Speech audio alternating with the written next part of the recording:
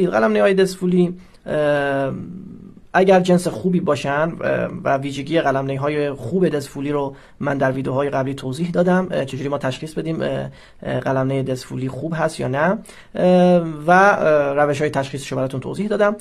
اگر قلم‌نی‌های دستفولی جنس خوبی باشن مثل این قلم که در دست من هست و شما مشاهده می‌کنید، قیمت‌های گرونی دارن، معمولاً بین 50 تا 100 هزار تومان شما باید هزینه بکنید یک قلم‌نی دستفولی خوب تهیه بکنید.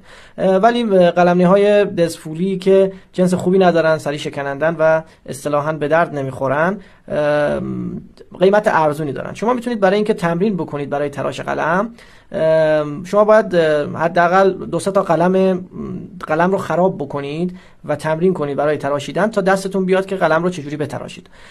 لذا من توصیه میکنم 2-3 تا قلم‌نی 10,000 تومانی 5,000 تومانی از این جنسایی که به درد نمیخوره، مثل این قلمی که الان در دست من هست، تهیه بکنید و شروع کنید به تراش قلم.